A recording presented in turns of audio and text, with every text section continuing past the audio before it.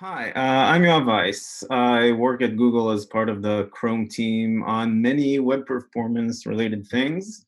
I also co-chair the web performance working group at the W3C. And as part of that, I get a lot of questions that are of the nature of, um, uh, okay, yeah, that are of the nature of why can't we just, as site owners, see how much data third parties are downloading for our users? Why can't we set limits to how much data third parties can download? Why can't we get information on every pane the user sees? Why can't we just avoid cores for this, basically for my favorite case where I don't really need to have cores on and yeah, it's getting in my way. And the list goes on. And I keep telling folks that ask me that the reasons we cannot do all those things is because of user security and privacy. And the answer is typically, I get that, but which shows that they don't really get it, which is perfectly understandable. If you don't make your living in web security or in building web browsers, there's a good chance you don't really know what are the different threat models on the web, and as a result, don't really know what we're defending against. So I wanted to talk a bit about that today and outline what bad things bad people can do with our users' data if browsers didn't do the right thing. So first, let me clarify what this talk is not about. This is not a talk about server-side security, so I won't be talking about uh, cross-site request forging and input validation and all that stuff.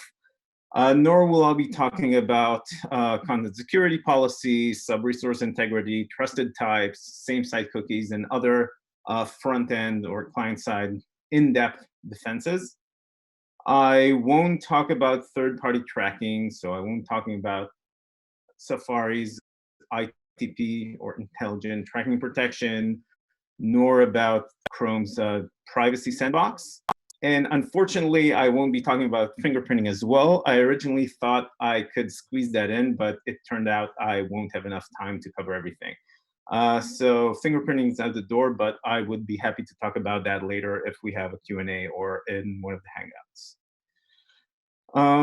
So with all the things that this talk is not about, what is this talk about? I want to cover the broader categories of attacks that different web performance APIs and web APIs in general are defending against. I want to show you some attack vectors for each one of those and then provide some examples of cases where we weren't super careful and information was unfortunately leaked. Then for some of those cases, talk about um, opt-ins that enable us to expose some information in some cases when the browser has enough guarantees that the site exposing that information is okay with it being exposed to third parties and to cross-origin contexts. I'm hoping this will give you some insights into the constraints under which browsers operate and hopefully help you answer your own why can't the browser just do this thing question next time it comes up. So what threats are we talking about? We have three major categories here. History leaks, cross-site leaks, and speculative execution attacks. And starting out with history leaks, what do I mean by that? Well, let's say you really into kittens.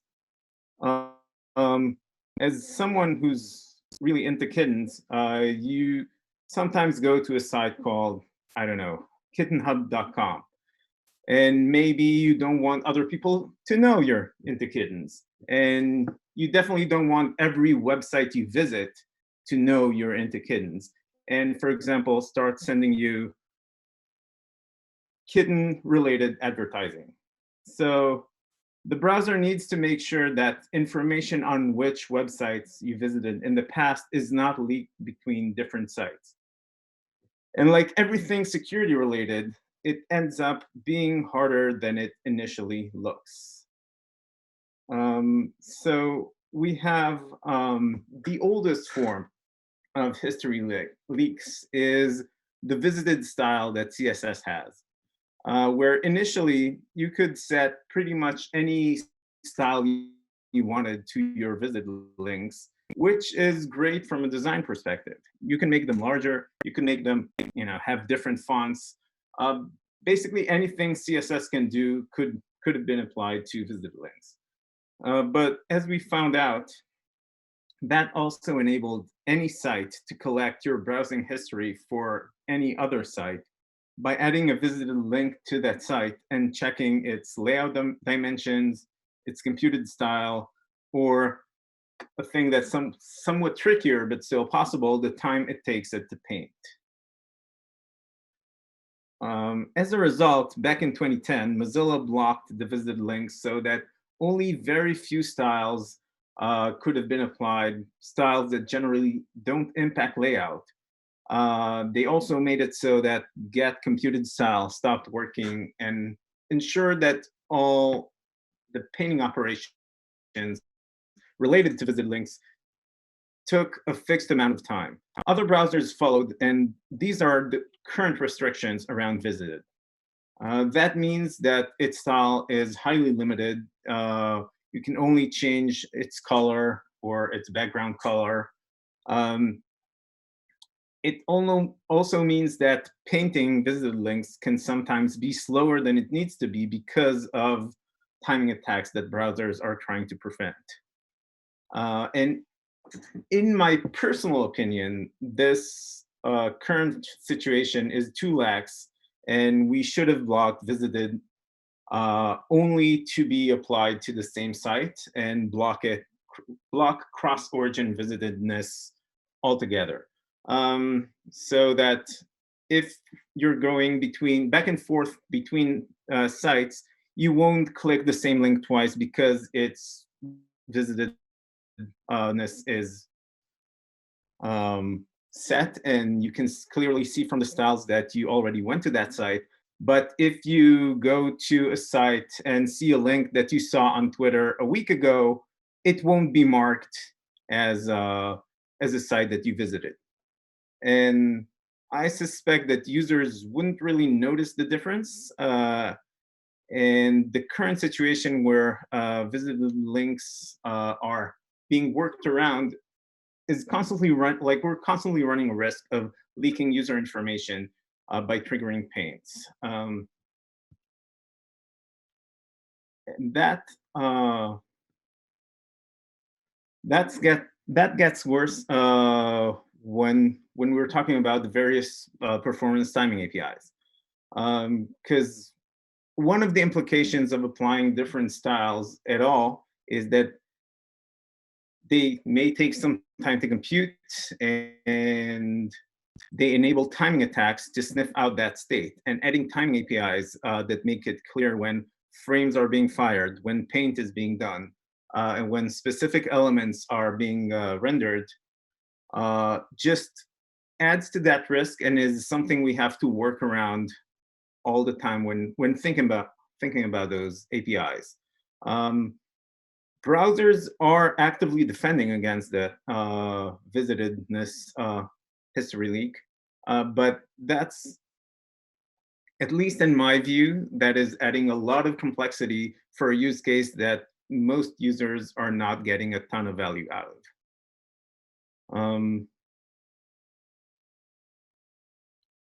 Yeah. Otherwise, a few years ago, um, I wrote about the different browser caches, the various checks each of them runs, and how they help improve performance. I wrote it in a form of a story where a request, which is the boxy thing on the left in the drawing, is on its journey to find its resource, looking at the different caches and eventually finds it. My kid did the drawing, and all in all, yeah, I'm a big fan of caching. Caching is great for performance, and the fastest resource request is one that is never made. But caching is not always unicorns and rainbows. caching also has a dark side. Caching attacks. Assuming that, like, even if we assume that visited links are not no longer a threat, caching attacks are one of the best ways to sniff out our user's history. Under many conditions, it's very easy to use timing attacks in order to know if a certain resource was fetched from the cache or from the network, even with very coarse timers. That means that if a site wants to know if you recently visited kittenhub.com, it can load a static resource from that site, see if it's cached, and deduce from that if you recently visited there. And by extension, if if you're into kittens. It's an attack that is less deterministic than the visited attacks, as things may get evicted from the cache over time, and caches can also be populated just from running this check if the attacker is not careful. But determined attackers can inspect the cache state without polluting it, which results in cache state being used similarly to visited links, which is pretty bad. The only thing that sites could do about that for many years was to avoid caching their resources if they thought they can be used to reveal such history and if they consider themselves sensitive. Safari was actually the first browser to recognize that issue and resolve it as part of their overall privacy efforts back in 2013. And the way in which they resolved it was through cache partitioning or double key caching, which you may have heard of. Now, I can hear you thinking, what does double key caching mean? Right now, resources are cached only based on their URLs, which enables reuse across sites. In the partitioned cache model, resources are cached using both their URL and the site name of the host of the top level the site of the top level site that they are fetched from. So if you're fetching a resource from example.com over from publisher.com, that resource will be cached based on publisher.com as well as the specific URL of the resource from example.com that you're fetching. That prevents caching across sites, so prevents any kind of leaks. If it's not cached, it's not leaking state. It also prevents caching across sites, which means that in terms of a performance impact, that can have negative implications. Cache partitioning also tackles other threats, privacy threats such as cross-site communication to bypass cookie restrictions, and security threats such as cross-site search, where evil.com can load victim.com in an iframe with certain query parameters, and then the loaded resources tell evil.com if a search result returned actual results or not. So Safari deployed that years ago, but other browsers avoided from going down that path, mostly due to performance concerns. But more recently, when Chrome engineers look at the aggregated data from experimenting with that approach, it seemed that the performance benefits of cross-site caching don't necessarily outweigh the user benefits of avoiding it. Some use cases take a larger hit than others. For example, resources of popular font providers that are used across many sites have seen a larger miss rate in the cache partitioning case than the larger general population. But all in all, it seems like a performance hit that the browsers are willing to take in order to improve our users' privacy and security. That feature, that cache partitioning was actually planned to be turned on very soon in Chromium, but now with the COVID-19 situation, it may be delayed a bit. One thing about cache partitioning, it goes beyond simply simple resource caching. There are many small caches in the platform that can be used to maintain state and can be used to leak state between sites. So socket pool, DNS caches, service worker installation, etc. The plan is to partition all of those based on their URL as well as the top level, the site of the top level frame. Another recent example of cross-origin state leak is related to one of the APIs that the Web Performance Working Group is working on. Resource timing has an attribute called worker start, which when a service worker is installed gives you the time it takes for the worker to start up before fetching the resource. That is an extremely important metric for sites that adopt service workers. And when a service worker is not installed, it gives you a value of 0 because there is no service worker, so the time to start it up took 0 milliseconds.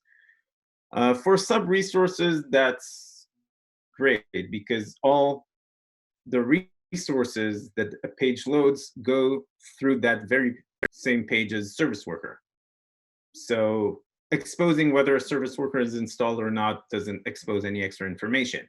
But iframe resources are somewhat special. They go through their own service worker, but get reported to the parent frame as a resource timing entry. That means that if evil.com were to embed victim.com that has a service worker, it could see if the user visited victim.com in the past or not, which is bad. That was a bug on both the specification as well as implementation that we then fixed. Okay, so that covers history leaks, which are a major threat. But the next major threat is cross-origin leaks. And what do I mean by cross-origin leaks? Essentially, we're talking about cases where one site you're visiting can deduce information about you from another site. It can be your login state. So an attacker can understand if you're a user of a certain social network. It can also be something beyond that, like, for example, which category on that site you fit, which can reveal personal information you provided to that site, or that site deduced from your overall activity on it. So that is pretty bad. And obviously, browsers are actively blocking cross-origin leaks as much as they can. In order to prevent that, browsers have put in place something called the same origin policy. That prevents the browser from prevents any website from simply reading data that it shouldn't be able to, that was fetched from different origins. The mechanism that prevents that information leak while still enabling information sharing between different origins is called cross-origin resource sharing, or CORS for short. It basically means that resources that are supposed to be able to be read across origins have to opt in to be so that other websites are able to read them. Once a resource opted into CORS and allowed a certain site to load it, that site can fully read that resource. The assumption is that developers don't enable CORS on resources that expose the user state to untrusted origins. And in particular, it's tricky to enable CORS for credentialed resources, so resources that need a cookie in order to reveal user state. It's hard to do that by accident. You have to specify which origins you trust with that information explicitly.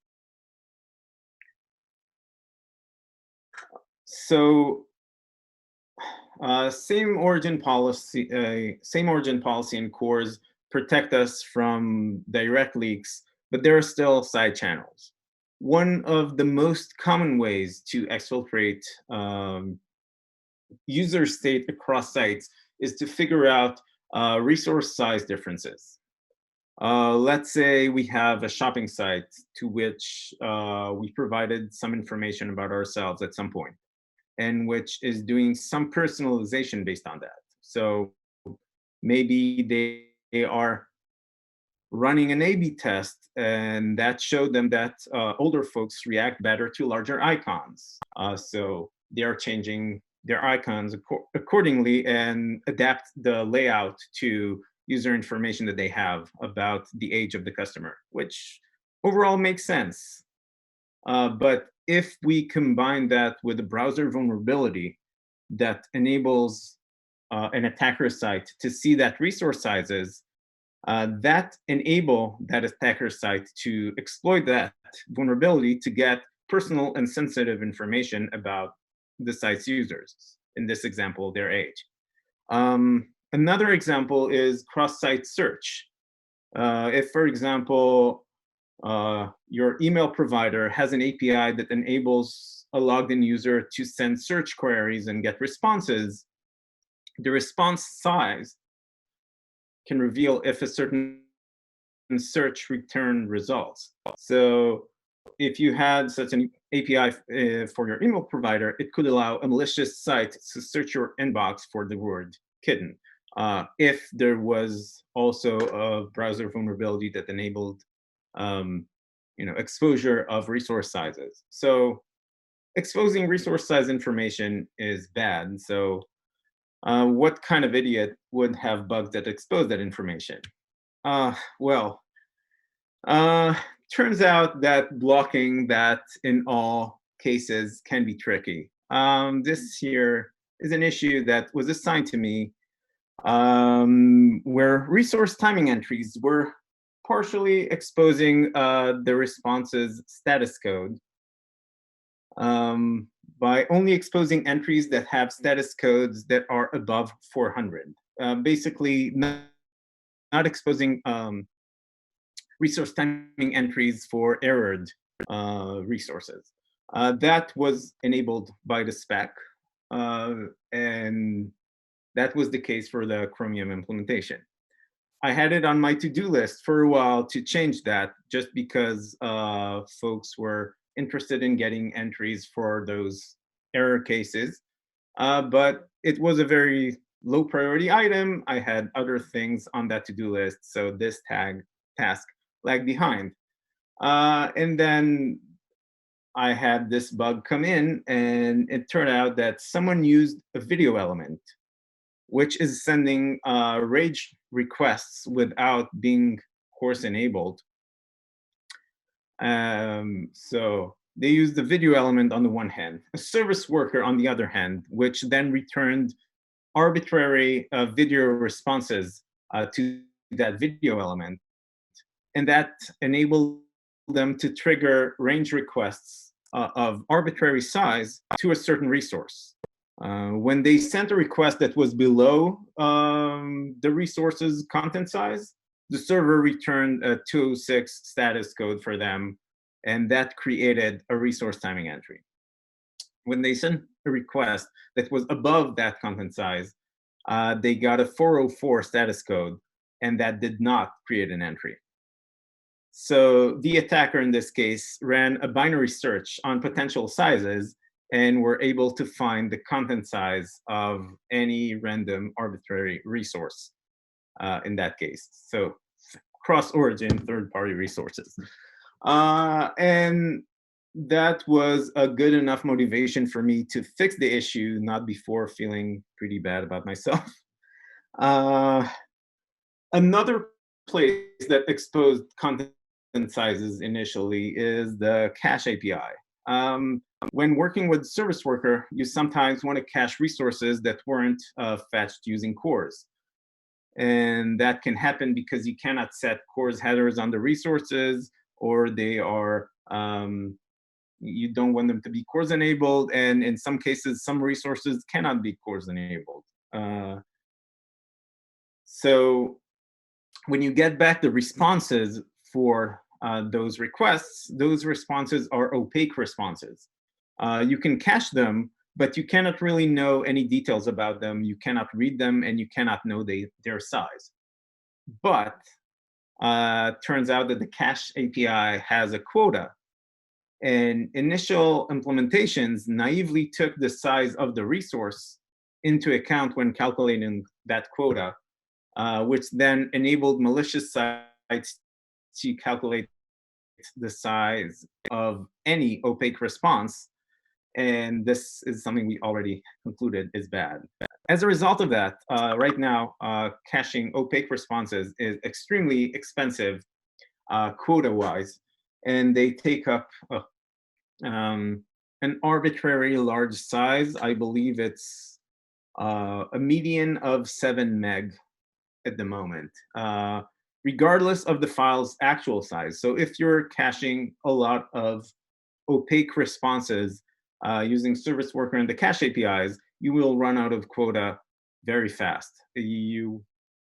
In some cases, you're better off caching large opaque responses. So try to concatenate your resources in that case to avoid exceeding the quota. Or better yet, make sure that the resources you integrate are CORS enabled. Beyond simple or not so simple bugs, we also have features that are blocked because they involve exposing resource sizes. Many years ago, I worked with Tim Cadillac on something we called content performance policy, which was meant to provide developers with control of their sites and their users' experience with regards to various third-party content that they are loading. The proposal evolved, and part of it ended as transfer size policy. In short, it was meant to give developers a way to terminate third parties that are loading excessive amounts of data and get events when that happens that would enable them to know their third parties are failing them, contact them, file a support bug, whatever it is that you can do if your third parties are not meeting your expectations. But unfortunately, we couldn't find a way to expose that information without also enabling potential size leaks of arbitrary resource sizes like on the web, which after many attempts and many um, ways to try to, defeat that limitation using arbitrary sizes and whatnot, we eventually abandoned the feature. Similarly, the performance memory API was destined to report render size, render memory size to help long-running web apps to detect if they are leaking memory and have memory regressions, because that is something that is currently very hard to detect in the wild. But because renderer, a renderer can load third-party resources, and then that increases their memory, that meant that this API will also expose a content size of those third-party resources and therefore reveal user state. So that's another API that was abandoned. We are now reviving a similar effort called the Measure Memory API, but that one will only be limited to isolated context, which we'll talk about soon. And beyond just resource size, other information about the resource can also give out details about the user. We already talked about the HTTP status and the fact that exposing it can reveal the resource size. It can also potentially reveal different things about the user depending on the site's logic. But when working with element time, like when working on element timing and largest contentful paint, which Paul Irish will talk about in a bit, we required timing allow origin opt-ins in order to expose across origin images actual rendering time, and otherwise we only expose the image's loading time, um, because the rendering time of the image can reveal something about which image was picked, and as a result reveal things about the user.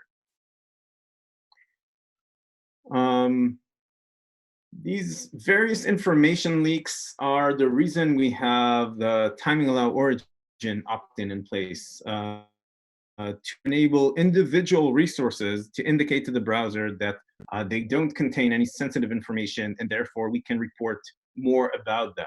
Timing of different points in their loading process, their transfer size, etc.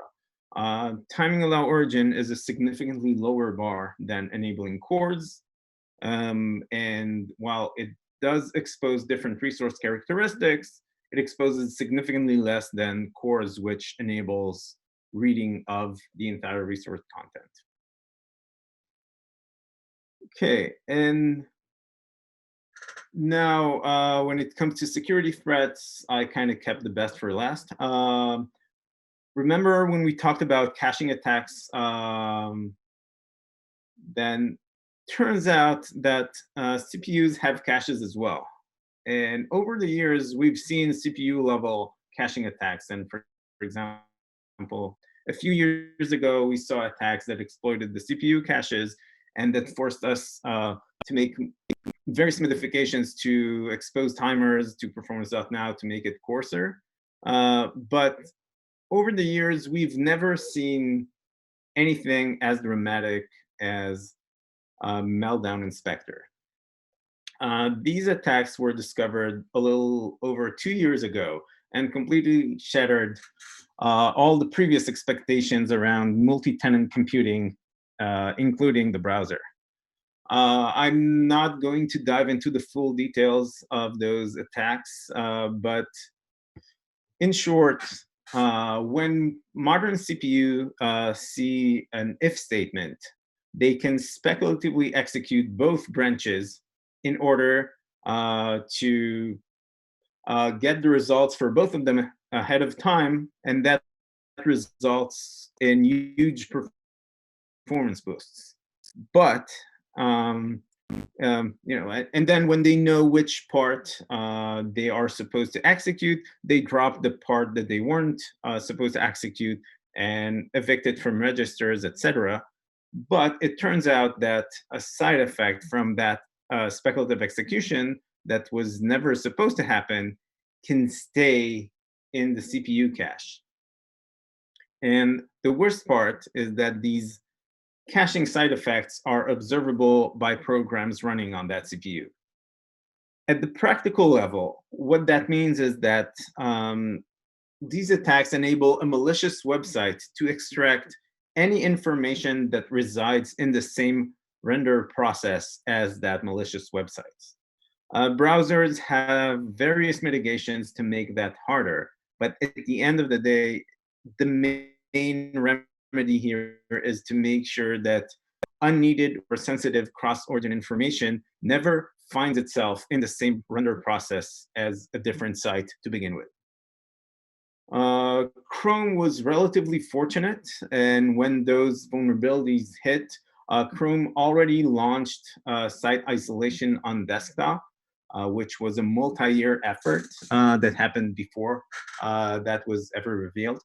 Um, Site isolation means that cross-origin iframes on a single page go to a different render process than their parent frame, making it hard to exploit Spectre beyond individual resources. You cannot load an entire site in an iframe and then read their content, which is good. Chrome had that in place for desktop, but not on mobile, mostly due to memory constraints because more processes take more memory. And other browsers didn't have architectures that supported this at all, but are now working towards that goal.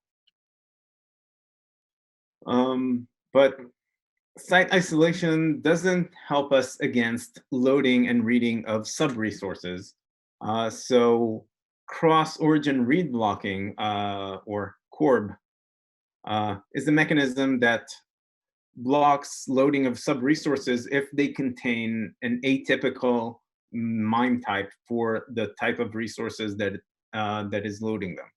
So, for example, if you try to load non-CORS enabled JSON as a different resource in order to try to read its contents, that would get blocked outside the render process, and that load will never succeed. Um, it also meant that timers had to be significantly restricted because those speculative execution attacks were relying on timers in in order to read the CPU cache state. They were doing that through timing attacks. So high resolution timers were facilitating those attacks and making them work faster. While the platform has many, many different implicit timers, the most obvious and high precision ones were disabled or coursed. So performance.now was initially coursed to have 1 millisecond jittered precision in most browsers. Later on, was somewhat restored, at least in Chrome. And shared array buffers were disabled anywhere other than Chrome on desktop and are still turned off. And that's because shared array buffers can effectively be used as a high precision timer by incrementing a value in one thread and then reading it from another. So basically count ticks, count the CPU ticks in one thread and then read that and use that as a timer. That's a very effective timer. So how can we turn those features back on? Because high precision timers can be important for performance measurements. Shared array buffers are critical to move information between the main thread and workers in an efficient way, and also in order to enable threads in WebAssembly, which is a pretty big deal. So we want to create new types of secure contexts or securer contexts, as my colleague Mike West named them, and make sure we have isolated contexts in which the use of random credentialed cross-origin resource is limited. And as a result, they would be able to use those somewhat risky features like shared array buffers and high precision timers because we know there's no there's no data that they can read that they're not supposed to be reading. Also, we talked earlier about the measure memory API. That's another feature we want restricted to isolated contexts to make sure it cannot sniff resource sizes of content it's not supposed to. But in an isolated context, it cannot do any harm. The same goes to a proposal from Facebook, the JavaScript self-profiling API. They are actively working on an API that will expose JavaScript stacks in various scenarios, enabling you to debug JavaScript performance in the wild. But that is something that is sorry about that. That is something that can be risky in a non-isolated context environment because it can deduce things about credential JavaScript. But once we know that no third-party script was loaded in the context without our knowledge, we can expose details about the script's runtime, and that will allow us to understand which JavaScript functions are performance bottlenecks in the wild. Sorry about that.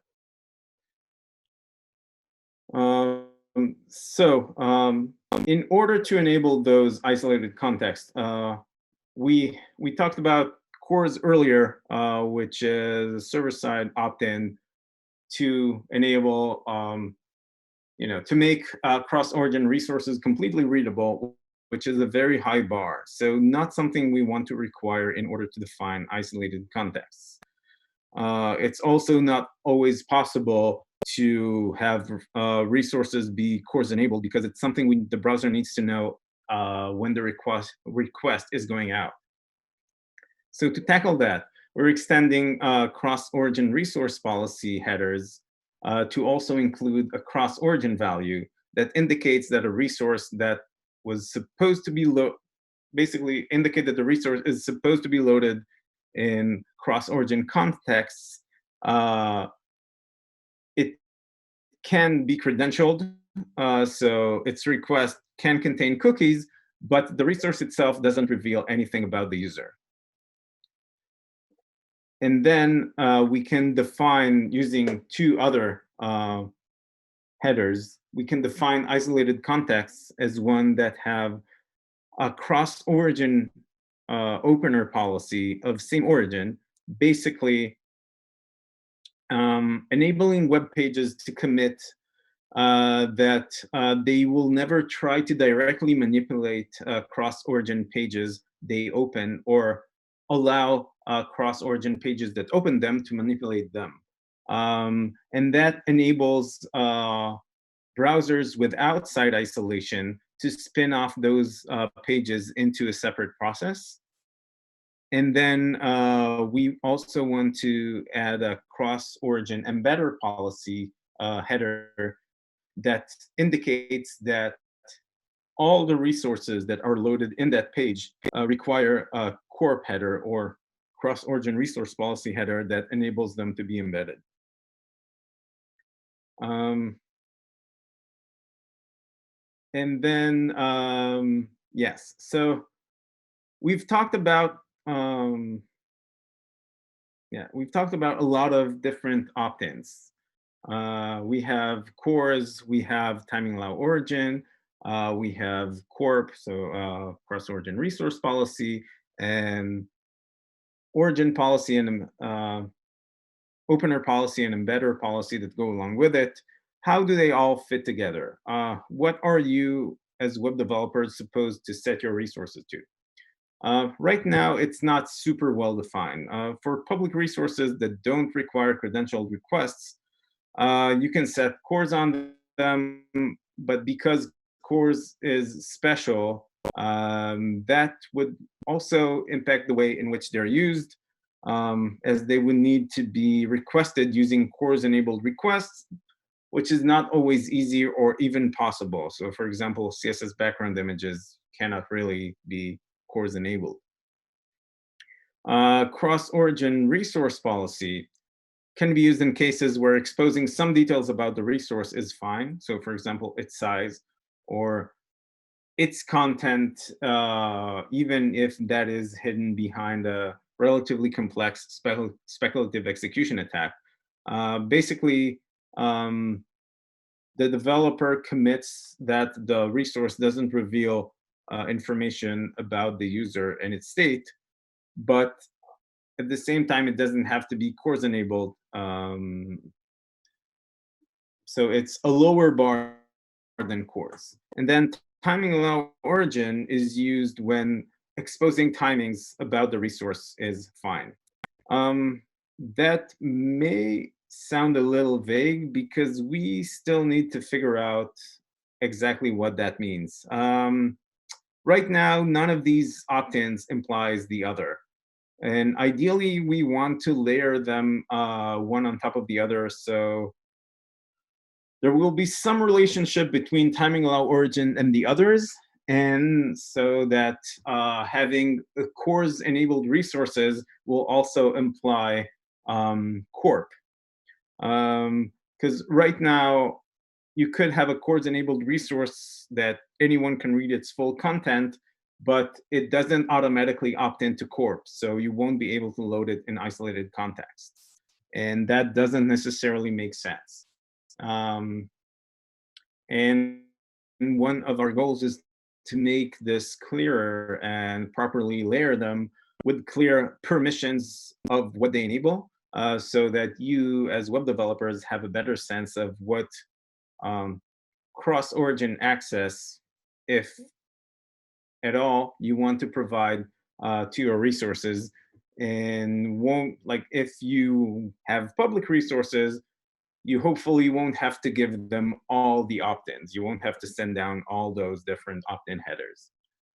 Um, and in that process, we might move some of the attributes that are currently governed by timing allow origin, for example, transfer size, to be blocked on corp checks, which makes slightly more semantic sense um, on that front. So to summarize, um, adding APIs to browsers is trickier than it looks because browsers have a duty to protect the user's information. And since today a lot of the user's information lives on the web, um, we must protect the user's information from other websites. There are some fundamental changes that are coming up in the ways that browsers operate on that general front. So cache partitioning is one thing you probably want to be aware of as performance engineers, because cross-site caching is most likely going away very soon. Isolated contexts is another thing that you want to be aware of, as it will enable um, new and exciting web performance APIs like memory measurements or JavaScript self-profiling, um, in exchange for uh, having your website commit to never load any third-party resources that are not okay with it. Uh, Today, that may be a high bar, as I don't think we have a lot of corp-enabled third-party services out there. But over time, hopefully, that will get easier. And then if you had to deal with the different opt-ins, so with CORS and timing allow origin, we're hoping to make that more rational and easier to use in the future. And the third point is that we can't have everything. Some features like transfer size policy, um, or knowing how much data our users are loading uh, for third parties that don't opt into giving us the data. Those are fundamental problems that we cannot solve without convincing all of our third parties to, for example, opt into Corp and guarantee that they are not uh, personalized and that an opt-in won't reveal anything about their user. And with that, thank you.